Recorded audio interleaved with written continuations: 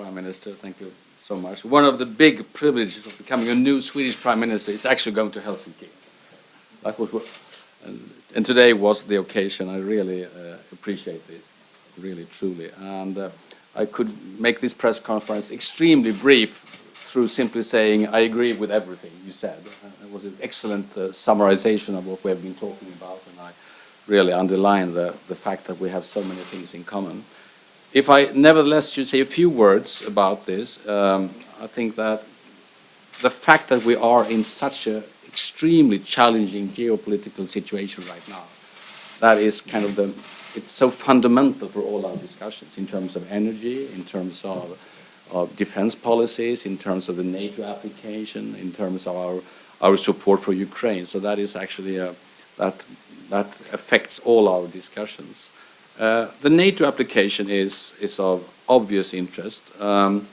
We are already now cooperating very, very closely, and obviously that would affect the whole part of this region if we could cooperate as NATO allies as well.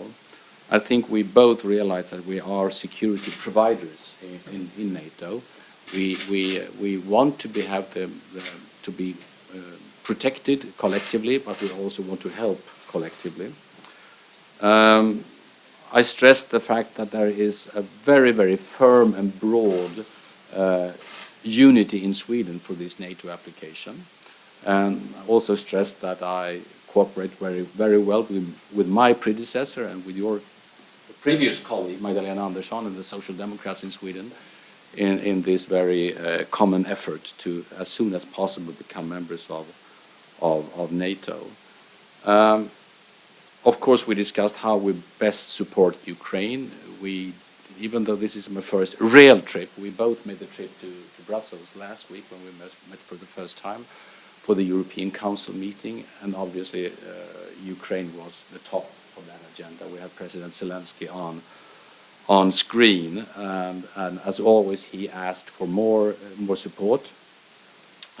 In my government statement 2 weeks ago, I stressed that Sweden is very committed to continue with political, military, humanitarian, economic support for Ukraine, and we are right now assessing how Sweden best can increase our military support for Ukraine without risking, of course, domestic needs in the build-up of the Swedish armed forces.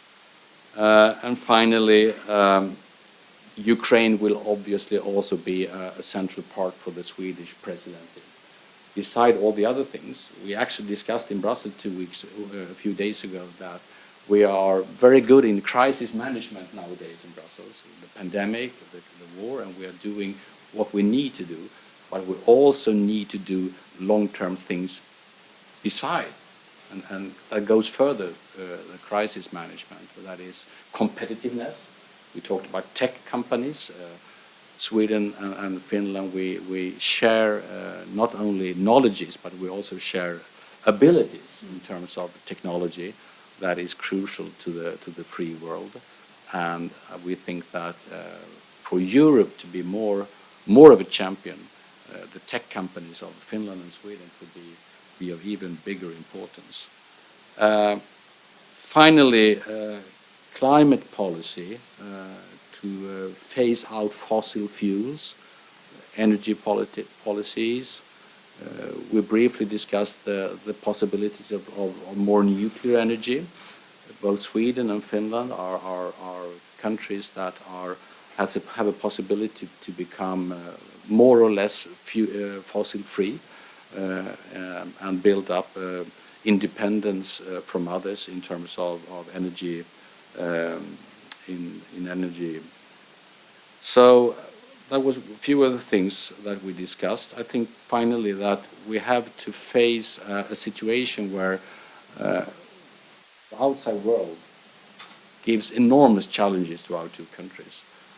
But we also have to do things that are, in the long term, gives Finland and Sweden even better possibilities to cooperate within the European Union, to cooperate within NATO, stick to our cooperation, but do it even with bigger impact within other international organizations. I see a very good future for that cooperation. Thank you so much for hosting us today. Thank you.